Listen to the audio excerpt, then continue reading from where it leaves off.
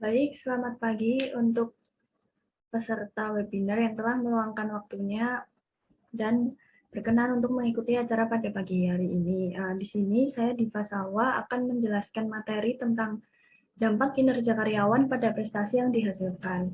Namun di sini saya tentunya tidak sendiri karena nanti sebagai pembicara kedua akan ada rekan saya menjelaskan tentang materi lain yang berkaitan dengan sistem pengendalian manajemen.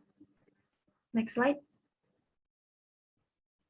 Yang pertama ada profil saya. Saya adalah Diva Salwa Nafis dari S1 Akuntansi Universitas 11 Maret. Next slide. Oke, sebelum kita masuk ke sistem pengendalian manajemen, karena kita akan membahas tentang prestasi kerja sendiri adalah suatu proses yang digunakan pimpinan untuk menentukan apakah seorang karyawan itu melakukan pekerjaannya sesuai dengan tugas dan tanggung jawab yang diberikan kepadanya. Next slide. Sebelum membahas sistem pengendalian manajemen, itu dibagi menjadi dua, yaitu sistem dan pengendalian manajemen. Sistem sendiri merupakan suatu cara tertentu yang bersifat repetitif untuk melaksanakan suatu atau sekelompok aktivitas. Sistem memiliki karakteristik berupa rangkaian langkah-langkah yang berirama, terkoordinasi, dan berulang kali yang dimaksudkan untuk mencapai tujuan yang tertentu. Sedangkan pengendalian manajemen merupakan proses di mana para manajemen atau manajer mempengaruhi anggota organisasi lainnya untuk mengimplementasikan strategi organisasi. Sehingga bila digabung, sistem pengendalian manajemen itu digunakan untuk mengarahkan karyawan agar melaksanakan kegiatan organisasionalnya secara efektif dan efisien sebelum melaksanakan kegiatan organisasionalnya tersebut, maka harus terlebih dahulu membuat perencanaan, dan pengendalian mempunyai hubungan yang erat karena perencanaan dan pengendalian itu saling berhubungan. Next slide. Yang selanjutnya kita akan membahas kegiatan pengendalian manajemen. Next slide. Oke, yang pertama adalah merencanakan apa yang seharusnya dilakukan oleh organisasi. Yang selanjutnya, yang kedua, mengkoordinasikan aktivitas-aktivitas dari berbagai bagian organisasi. Yang selanjutnya, mengkomunikasikan informasi. Dan selanjutnya, yaitu untuk mengevaluasikan informasi yang telah dikomunikasikan tersebut. Lalu yang kelima adalah memutuskan tindakan apa yang seharusnya diambil jika ada. Dan yang terakhir, mempengaruhi orang-orang untuk mengubah perilaku mereka. Next slide. Yang selanjutnya adalah aktivitas proses pengendalian manajemen. Banyak proses pengendalian manajemen melibatkan interaksi informal antara seorang manajer lain atau antar seorang manajer dengan bawahannya. Sistem semacam itu meliputi aktivitas berikut. Yang pertama adalah perencanaan strategis, yang selanjutnya persiapan anggaran, yang ketiga pelaksanaan, dan yang terakhir adalah evaluasi kinerja. Next. Lalu ada penilaian kinerja. Penilaian kinerja merupakan faktor kunci guna mengembangkan suatu organisasi secara efektif dan efisien, karena adanya kebijakan atau program yang lebih baik atas sumber daya manusia yang ada dalam organisasi. Penilaian kinerja individu sangat bermanfaat bagi dinamika pertumbuhan organisasi secara keseluruhan, karena melalui penilaian tersebut maka dapat diketahui kondisi sebenarnya tentang bagaimana kinerja karyawan. Next slide. Yang selanjutnya adalah tujuan penilaian kinerja. Secara teoritis, tujuan ini dikategorikan sebagai sesuatu yang bersifat evaluasi dan sesuatu yang bersifat development. Yang pertama yaitu, next slide. Next slide sebelumnya, maaf. Oke, yang pertama adalah hasil penilaian digunakan sebagai dasar pemberian kompensasi. Yang kedua, hasil penilaian digunakan sebagai staffing decision. Yang ketiga, hasil penilaian digunakan sebagai dasar mengevaluasi sistem seleksi. Sedangkan yang bersifat development sendiri, penilaian itu harus menyelesaikan yang pertama, prestasi real yang dicapai individu, yang kedua, kelemahan-kelemahan individu yang menghambat kinerja, dan terakhir, prestasi-prestasi yang akan dikembangkan. Next slide. Oke, kita selanjutnya masuk ke prestasi kerja. Apa itu prestasi kerja? Prestasi kerja adalah hasil kerja secara kuantitas maupun kualitas yang dicapai oleh seorang pegawai dalam melaksanakan tugasnya sesuai dengan tanggung jawab yang diberikan kepadanya. Next slide. Lalu apa itu penilaian prestasi kerja? Menurut Samsudin, penilaian prestasi kerja atau performance appraisal adalah proses oleh organisasi untuk mengevaluasi atau menilai prestasi kerja karyawan. Hal ini dilakukan untuk membangkitkan motivasi karyawan agar terus bekerja sesuai target yang diinginkan, dan selain itu, penilaian prestasi kerja juga menguntungkan perusahaan, karena paling tidak para karyawan akan mengetahui sampai di mana dan bagaimana prestasi kerjanya itu dinilai oleh atasan atau oleh tim penilai. Next slide. Oke, yang selanjutnya adalah manfaat dan tujuan penilaian prestasi kerja. Penilaian prestasi kerja ini mempunyai berbagai manfaat dan tujuan. Menurut Hasibuan, manfaat dan tujuannya adalah sebagai berikut. Yang pertama, sebagai dasar yang digunakan dalam pengambilan keputusan yang digunakan untuk promosi atau demosi, pemberhentian dan penetapan balas jasa. Yang kedua, untuk mengukur prestasi kerja, yaitu sejauh mana karyawan bisa sukses dalam pekerjaannya. Lalu yang ketiga, sebagai dasar untuk mengevaluasi efektivitas seluruh kegiatan di dalam perusahaan. Yang keempat, yaitu sebagai indikator untuk menentukan kebutuhan akan latihan bagi karyawan yang berada dalam organisasi. Yang selanjutnya, yang kelima, sebagai alat untuk meningkatkan motivasi kerja, sehingga karyawan itu dapat mencapai tujuan kinerja yang lebih baik. Yang keenam, sebagai alat untuk bisa melihat kekurangan atau kelemahan di masa lampau dan meningkatkan kemampuan karyawan selanjutnya. Dan yang terakhir, sebagai alat untuk memperbaiki atau mengembangkan kecakapan karyawan. Next slide. Yang selanjutnya adalah unsur-unsur penilaian prestasi kerja. Yang pertama yaitu quantity of work atau kuantitas kerja adalah jumlah kerja yang dilakukan dalam suatu periode atau waktu yang ditentukan. Yang kedua adalah quality of work atau kualitas kerja adalah kualitas kerja yang dicapai berdasarkan syarat-syarat kesesuaian dan kesiapannya. Yang ketiga yaitu job knowledge atau pengetahuan pekerjaan merupakan luasnya pengetahuan pekerjaan dan keterampilannya.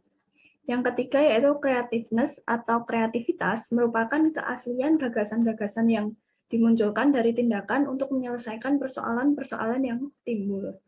Yang kelima yaitu cooperation atau kerjasama, yaitu kesediaan untuk bekerja sama antar satu anggota dengan anggota yang lainnya. Yang keenam yaitu dependability atau dapat diandalkan, itu kesadaran dan dapat dipercaya dalam hal kehadiran dan penyelesaian kerja. Yang ketujuh yaitu inisiatif atau semangat untuk melaksanakan tugas baru dalam memperbesar tanggung jawabnya. Yang terakhir adalah personal qualities atau kualitas personal yang menyangkut kepribadian, kepemimpinan, keramah tamahan, dan juga integritas pribadi. Next slide. Yang selanjutnya kita memiliki sistem penilaian prestasi kerja. Menurut Samsudin, sistem penilaian prestasi kerja ini mempunyai dua elemen pokok yang diantaranya adalah satu, spesifikasi pekerjaan yang harus dikerjakan oleh bawahan, dan kriteria yang memberikan penjelasan tentang prestasi kerja yang baik atau good performance yang dapat dicapai. Yang kedua, adanya mekanisme untuk pengumpulan informasi dan pelaporan mengenai cukup tidaknya perilaku yang terjadi dalam kenyataan dibandingkan kriteria yang telah berlaku. Next slide. Oke, yang selanjutnya kita memiliki metode penilaian prestasi kerja. Yang pertama adalah skala rating. Metode ini merupakan metode yang tertua dan paling banyak digunakan dalam menilai prestasi kerja karyawan. Yang selanjutnya ada insiden. Insiden kritis metode ini melakukan pada saat kritis saja, yaitu waktu di mana karyawan dapat menyelesaikan pekerjaan yang dibebankan kepadanya dengan sangat berhasil atau justru malah kebalikannya. Yang selanjutnya adalah standar kerja. Metode ini membandingkan kinerja karyawan dengan standar yang telah ditetapkan oleh perusahaan terlebih dahulu. Yang keempat adalah behavioral scales. Metode ini memberikan penilaian berdasarkan catatan penilai yang menggambarkan perilaku karyawan yang sangat baik atau justru sangat jelek dalam kaitannya dengan pelaksanaan pekerjaan. Yang terakhir adalah manajemen by objective, yaitu metode ini setiap karyawan dan penyelia secara bersama-sama menetapkan tujuan atau sasaran sasaran maupun memberikan saran-saran untuk meningkatkan produktivitas perusahaan di waktu yang akan datang. Jadi dari uraian di atas dapat disimpulkan itu bahwa metode yang sama yang digunakan tergantung kepada tujuan penggunaannya. Next slide.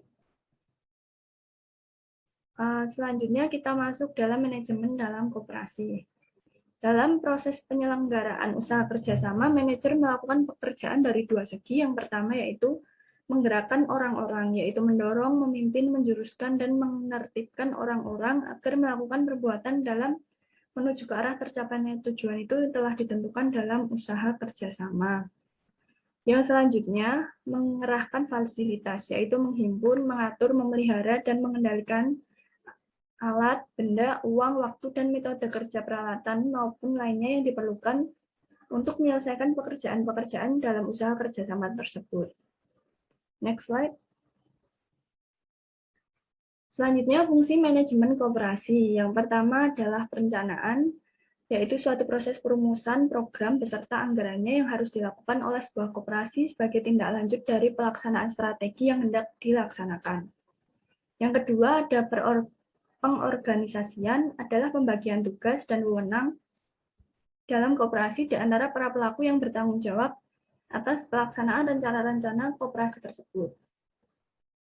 Yang ketiga adalah fungsi pengarahan atau directing, adalah pengarahan terhadap para karyawan. Mereka itu diarahkan pada tujuan koperasi yang telah ditetapkan. Pengurus koperasi yaitu manajer yang akan menangani dan mengawasi kalau ada penyimpangan yang dilakukan oleh karyawannya sendiri. Yang selanjutnya adalah kepemimpinan, yaitu suatu proses mempengaruhi aktivitas kelompok yang ditunjukkan pada pencapaian tujuan tertentu. Dan yang terakhir adalah pengendalian, yaitu upaya sistematis untuk menetapkan standar prestasi dengan sasaran perencanaan, merancang sistem umpan balik informasi, membandingkan prestasi yang sesungguhnya dengan standar yang lebih dulu ditetapkan, serta mengambil tindakan perbaikan yang diperlukan untuk menjamin bahwa sumber daya koperasi yang digunakan. Next slide. Lalu selanjutnya kesimpulan. Dari materi yang telah saya paparkan dapat saya simpulkan bahwa pengendalian pencegahan, pengendalian koreksi, pengendalian pengarahan, dan pengendalian kompensatif dengan menerapkan sistem pengendalian manajemen selain dapat menjamin mutu kinerja pada koperasi dan pada karyawan koperasi, juga dapat mengamati bagaimana prestasi karyawan berdasarkan kinerja karyawannya. Sekian yang dapat saya sampaikan. Semoga materinya dapat bermanfaat dan kurang lebihnya saya mohon maaf. Wassalamualaikum warahmatullahi wabarakatuh.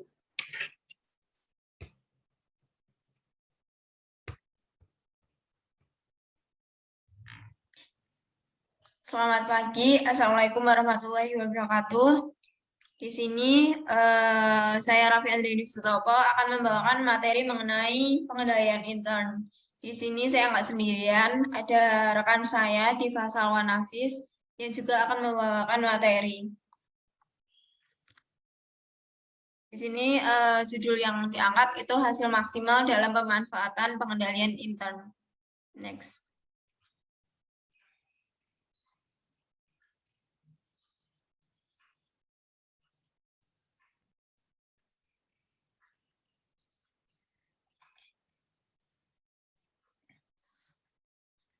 Oke, untuk profil saya lahir di Sukoharjo 6 Juli 2001, sekarang menjadi mahasiswa S1 Akuntansi Universitas 11 Maret, tahun angkatan 2019. Next slide. Oke. Ya, pertama kita membahas mengenai pengendalian intern. Jadi apa sih yang dimaksud dengan pengendalian intern? Menurut Marshall B. Romney dan Powell, itu pengendalian intern merupakan rencana organisasi dan metode bisnis yang dipergunakan untuk menjaga aset, memberikan informasi yang akurat dan handal, mendorong dan memperbaiki efisiensi jalannya organisasi, serta mendorong kesesuaian dengan kebijakan yang telah ditetapkan. Jadi perencanaan untuk sistem pelaporan keuangan itu sangat perlu diperhatikan sesuai dengan definisi sistem pengendalian intern yang meliputi struktur organisasi, dan ukuran-ukuran yang dikoordinasikan untuk menjaga kekayaan organisasi. Next slide.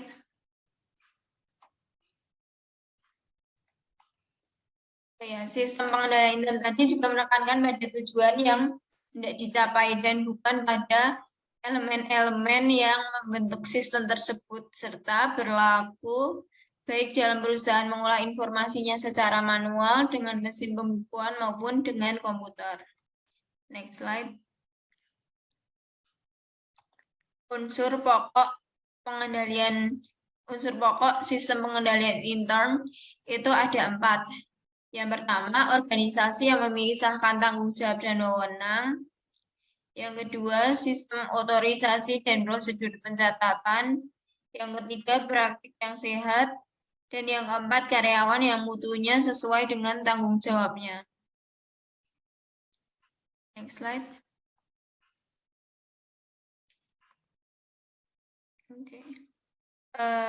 Pentingnya penerapan SPI dalam perusahaan akan dapat membantu perusahaan dalam menjaga kekayaan perusahaan dengan mengecek ketelitian dan juga keandalan informasi akuntansi.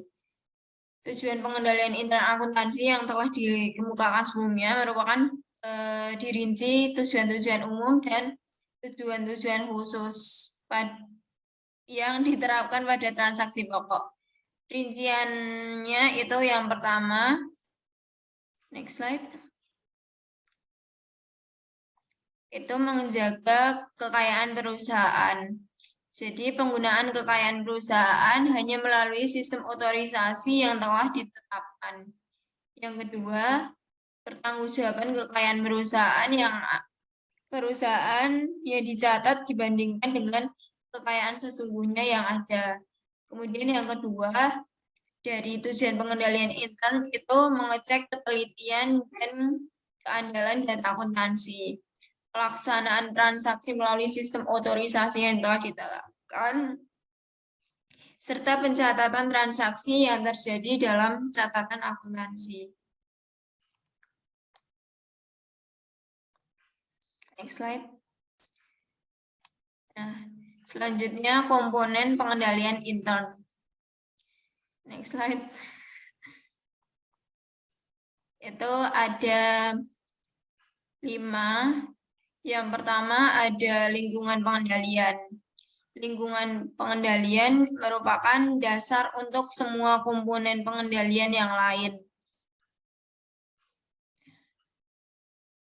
Lingkungan pengendalian itu menetapkan corak suatu organisasi dan mempengaruhi kesadaran pengendalian pihak yang terdapat dalam organisasi tersebut. Jadi lingkungan pengendalian ini di dalam pengendalian intern itu menyediakan lingkungan dan juga struktur, meliputi integritas nilai-nilai etika dan juga orang-orang yang kompeten, filosofi manajemen dan cara manajemen memberikan wewenang dan tanggung jawab terhadap bawahnya. Kemudian yang kedua ada penaksiran risiko. Penaksiran risiko entitas itu tujuan pelaporan keuangan merupakan identifikasi dan analisis terhadap risiko yang relevan dengan penyusunan laporan keuangan yang wajar sesuai dengan prinsip akuntansi yang berlaku umum. Yang ketiga, ada aktivitas pengendalian, merupakan kebijakan dan prosedur yang membantu manajemen mencapai tujuan, kayak pengambilan langkah menghadapi resiko untuk mencapai tujuan perusahaan. Next slide. Kemudian yang keempat ada informasi dan komunikasi. Informasi yang berhubungan perlu diidentifikasi, ditangkap, dan dikomunikasikan dalam bentuk dan kerangka waktu yang memungkinkan para pihak memahami tanggung jawab masing-masing. Sistem informasi ini menghasilkan laporan, kegiatan usaha, keuangan, dan informasi yang cukup untuk memungkinkan pelaksanaan dan pengawasan usaha perusahaan. Kemudian yang terakhir ada monitoring atau pemantauan. Hal ini untuk menilai kualitas kinerja perusahaan sepanjang waktu. Dapat diselesaikan melalui aktivitas monitoring, evaluasi terpisah, atau kombinasi dari keduanya. Next slide. Kemudian kita membahas mengenai peranan sistem pengendalian intern. Next slide. Jadi secara garis besar SPI ini punya peranan yang sangat penting. Nah, peranan-peranan itu terbagi menjadi 3, yaitu preventif, detektif, dan juga korektif. Preventif itu pengendalian yang dilakukan untuk pencegahan. Jadi mencegah timbulnya suatu masalah sebelum masalah tersebut muncul. Kemudian detektif kontrol itu dibutuhkan untuk mengungkap masalah begitu masalah tersebut muncul. Dan yang ketiga merupakan korektif kontrol, berperan untuk memecahkan masalah yang ditemukan dalam preventif dan juga detektif. Next slide. Oke, tujuan pemeriksaan dapat dirumuskan apa aja. Next slide. Yang pertama itu mengamankan kekayaan perusahaan. Yang kedua, memulihkan segala bentuk penyimpangan penggunaan kekayaan yang menyebabkan kerugian bagi perusahaan dengan cara ganti rugi maupun dengan penuntutan kebendaharaan. Dan yang ketiga, penegakan peraturan di bidang penyelenggaraan administrasi perusahaan. Next slide. Jadi kesimpulan yang bisa kita ambil pada pagi hari ini dalam materi tersebut itu yang pertama, pengendali intern itu terdiri dari 5 komponen, yaitu lingkungan pengendalian, penaksiran risiko, aktivitas pengendalian, informasi dan komunikasi, serta pemantauan. Pengendalian intern yang efektif sangat dibutuhkan untuk memastikan tercapainya tujuan perusahaan dan penentuan langkah-langkah perbaikan yang diperlukan. Kerangka pengendalian intern tidak hanya mempertimbangkan penilaian atas pengendalian keras seperti pemisahan tugas, pengawasan aset, sistem pencatatan, dan pemantauan kegiatan, tapi juga mempertimbangkan pengendalian lunak atau soft control, yaitu integritas dan nilai etis, komitmen terhadap kompetensi, serta filosofi dan gaya operasi manajemen. Dan fungsi pengendalian intern ini hendaknya ditekankan pada korektif kontrol karena fungsi ini memecahkan masalah yang ditemukan dalam preventif dan juga detektif kontrol. Peranan auditor sangat penting di dalam melakukan penilaian khususnya terhadap sistem pengendalian intern dari perusahaan. Karena adanya audit oleh auditor yang independen, maka dapat meningkatkan kredibilitas perusahaan tersebut terhadap penanam modal kreditur maupun masyarakat. Yang keenam, agar penilaian kualitas kinerja perusahaan sepanjang waktu berjalan dengan baik, maka sistem pengendalian intern harus dimonitoring karena tanpa adanya monitoring ini, pengendalian intern nggak bisa secara pasti menciptakan kesuksesan dari suatu perusahaan. Perlunya pemberian penghargaan atas kinerja karyawan terhadap perusahaan sehingga ketakutan untuk berbuat salah tinggi dan dia akan berusaha memberikan yang terbaik yang dimilikinya kepada perusahaan. Dan ini sistem pengawasan akan menjadi lebih kuat. Demikian materi yang bisa saya sampaikan. Semoga bermanfaat bagi kita semua. Kurang lebihnya saya mohon maaf. Wassalamualaikum warahmatullahi wabarakatuh.